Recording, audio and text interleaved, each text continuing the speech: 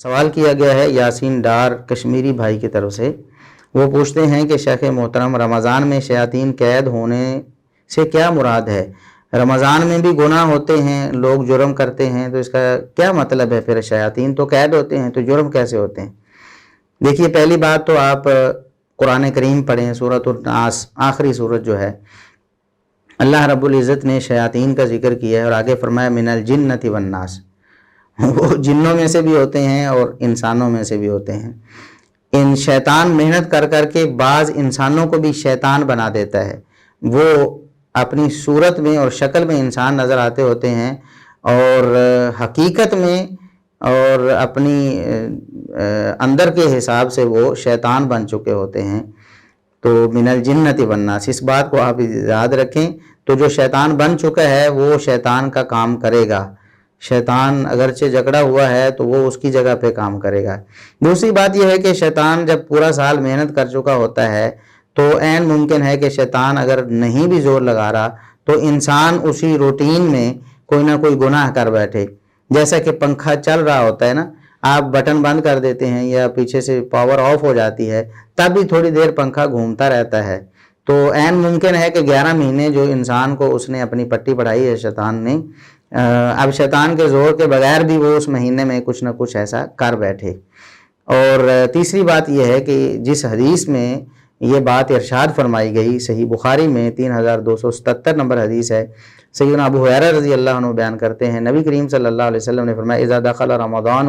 فتحت ابواب الجنۃ وغلقت ابواب جہنم وسلسلت الشیاطین، کہ جب رمضان داخل ہوتا ہے تو جنت کے دروازے کھول دیے جاتے ہیں، جہنم کے دروازے بند کر دیے جاتے ہیں اور شیاطین کو قید کر دیا جاتا ہے۔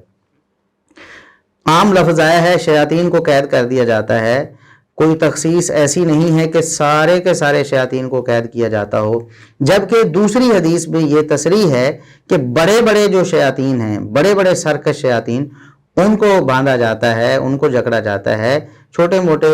جو شیطان یا شتونگڑے ہوتے ہیں وہ موجود ہی ہوتے ہیں اور وہ بھی انسان کو وسوسے تو دلا ہی سکتے ہیں اور گناہ کی طرف راغب کر سکتے ہیں۔ اس سلسلے میں سنن نسائی کی 2108 نمبر حدیث ہے، اس میں نبی کریم صلی اللہ علیہ وسلم کے الفاظ یہ ہیں کہ رمضان میں تفتح فیہ ابواب السماء، آسمان کے دروازے کھول دیے جاتے ہیں، وتغلق فیہ ابواب النار، جہنم کے دروازے بند کر دیے جاتے ہیں، ویصفد فیہ کل شیطان مرید،